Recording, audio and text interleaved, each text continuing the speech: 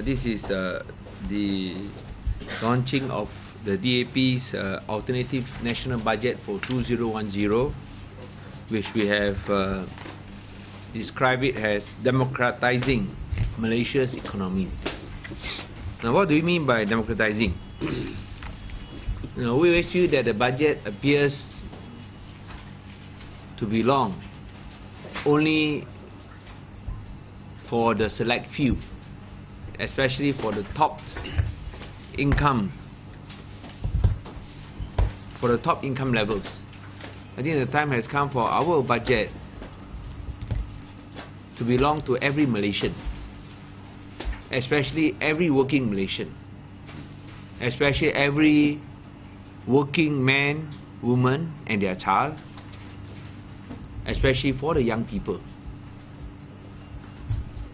I think we are talking about empowerment, empowering women, empowering youth. And youth we describe as those between 15 to 40, using the Malaysian definition of what is the age limits for youth. Generally, those between the years of 15 to 40 are not given due attention. So what we are actually proposing is to give attention to these two sections that have perhaps not been given enough attention in the past. Senior citizens, basically to recognize their contributions that they have made to the country. Malaysia's economic success would not have been possible without their contributions, and we are suggesting 1,000 ringgit bonus a year to those who have incomes of above 18,000. Above 18,000. Oh, sorry, below 18,000.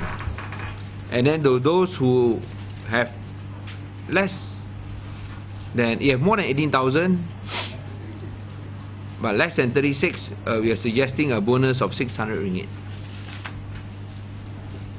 So we are suggesting that we should wipe out hardcore poverty. Now, hardcore poverty is described, according to the federal government, for Peninsular Malaysia, those families who earn less than 430 ringgit. In Sabah, 540 ringgit.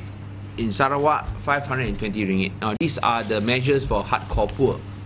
Now, we propose to eradicate hardcore poverty by allocating 750 million ringgit. That means we ensure that every family in Peninsular Malaysia gets 430 ringgit. Every family in Sabah gets 540. Every family in Sarawak gets 520. That is to eradicate hardcore poor. Now, we are making this assessment of 750 million because we don't have access to all the data and all the statistics of the government budget. Like in Penang, even though it's listed as 420, in Penang we have actually benchmarked the level to 500, so that every family in Penang will get at least 500 ringgit. And if they do not receive 500 ringgit, let's say they receive only 300, then the government would top up monthly 200 ringgit to make sure that they reach the level of 500 ringgit. Now, we propose to do the same at the national level. Of course, that amount could be increased, but we have to look at, as I said, the budgetary data as well as the budgetary figures. But we propose that hardcore poverty would be history for Malaysia by ensuring that every family in Peninsular Malaysia gets at least 430, every family in Sabah gets at least 540, every family in Sarawak gets 520. And if they don't get that amount, we will top it up every month. That is where we talk about capacity building, economic capacity building.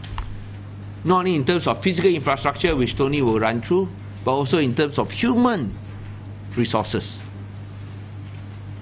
Malaysia's economy will collapse if all the foreign workers go back or stop work. So would Singapore, but maybe not so bad because they are more, not so bad as Malaysia. The question is, if so many of our top drains top brains are draining away. Isn't that a warning signal that we cannot rely on our natural resources? Because we have taken all the windfall gains for the last 12 years and we have not done anything with the money except maybe to build Putrajayas, KLIAs, but nothing in terms of building economic capacity and capability. If you look at the number of top talents now and compared to 10 years ago, you will find that many of our top brains have left the country, have migrated the country. And it's not a question about race. It's also a question about our young people leaving Malaysia. There was an article, I think, by one of the top Malay columnists in the Star that says that her friends, Malay friends, are leaving the country, migrating to developed countries because they don't feel that the Malaysian government values human talents.